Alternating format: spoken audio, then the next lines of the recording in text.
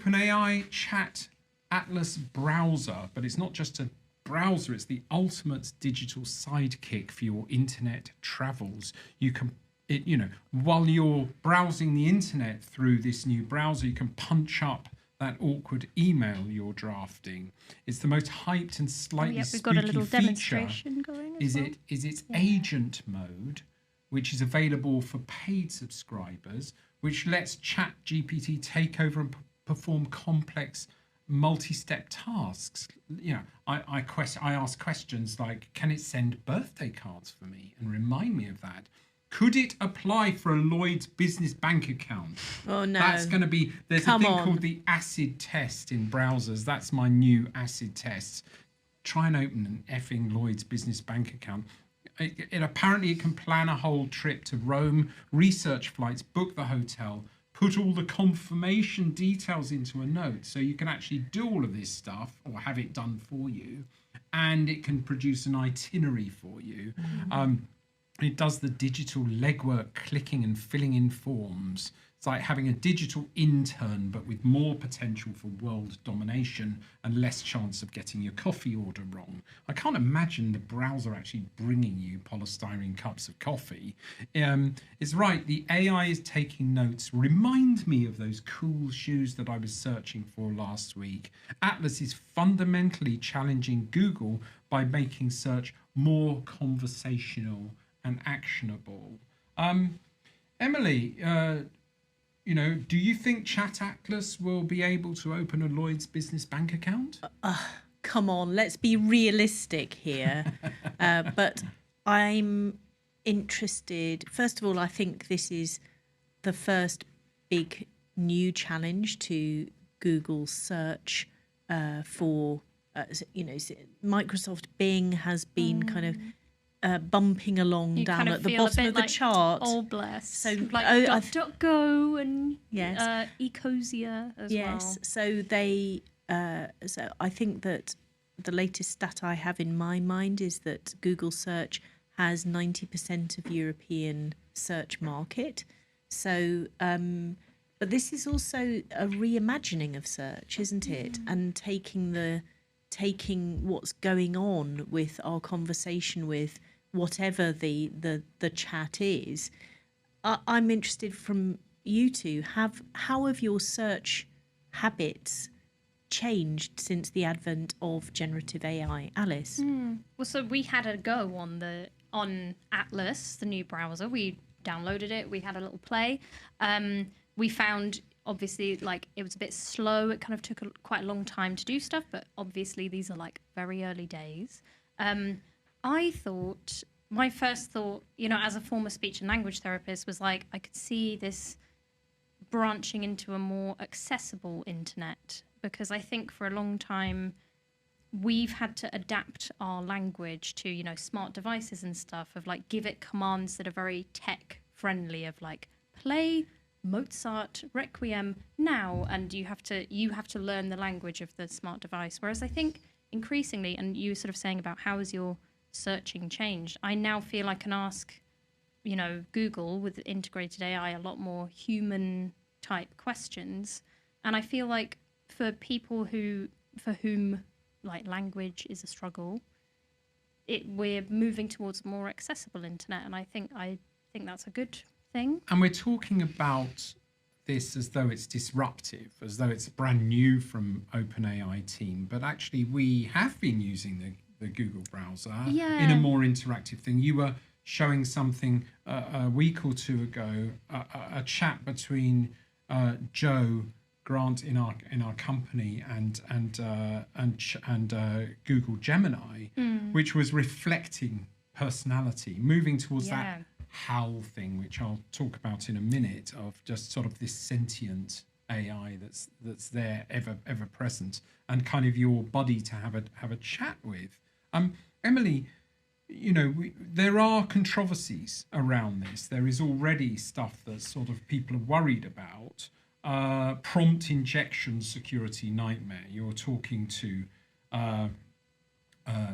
you're asking this browser to visit web pages for you that themselves can be smart bombs. They can actually have metadata inside them, which encourages the AI to advise you about tricked into performing harmful actions, such as extracting sensitive data from sites that you're logged into, like your emails or your documents, navigating to bank sites, and potentially attempting unauthorized actions.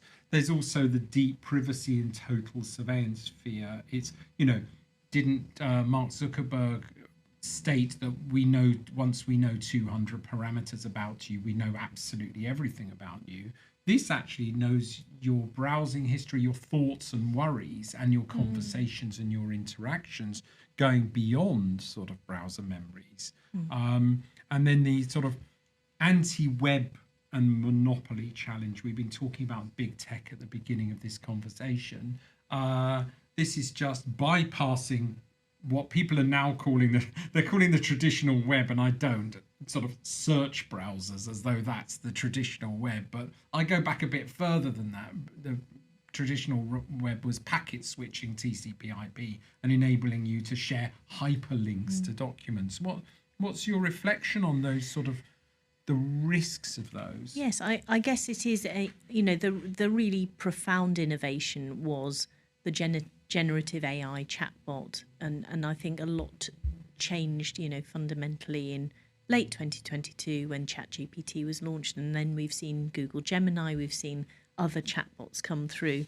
So do you remember we had a guest on the podcast maybe a year ago who came from an insurance background, and what she was telling us is that, just as maybe 10 years ago people would be trying to get into the above the fold first page of Google search results, they would be trying to get their company into that organically.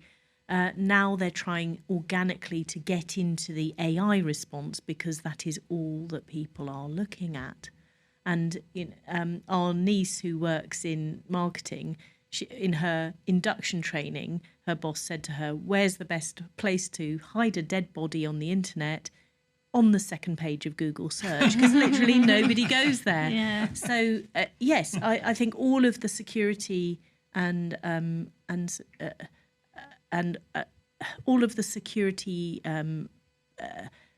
potential for going wrong that you mentioned about injecting bad things and all of that, I'm sure we will see it all, and it will all happen, because that is the way that is the direction of travel. And also, Google mentioned a couple of weeks ago they're worried about the web original content disappearing, because it's all written by chatbots, read by chatbots, and then summarized by chatbots. So, what's the incentive to create new content? Alice, this is all really scary, but it's fun, isn't it? I don't know. The funness feels like less of a thing for me, because I use AI a lot in my job. So I think AI is just becoming, again, like I said about technology, it's just going to become more and more part of our lives. And I think it's an inevitability. I don't know.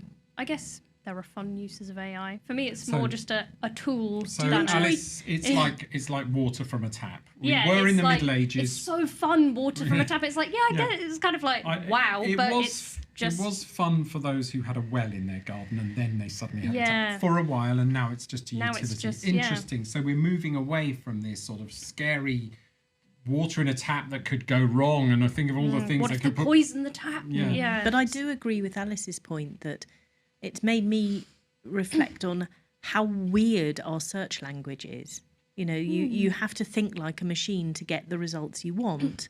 And it's a bit like, best restaurants near me, you would never say to a human, but you can have a much... Been to any nice restaurants recently? I really enjoy the sort of conversational style of finding out about stuff through a Gen AI model, but because it's like, oh yeah, that thing, could you then look at this aspect of it, and it is much more conversational, and there's agree. a through line. And it sort of helps you And get you can- to it. You don't have to remember the question. Yeah. And I find that impossible sometimes with search. So a question for you out there. We're nearly there. We've got one more thing to cover.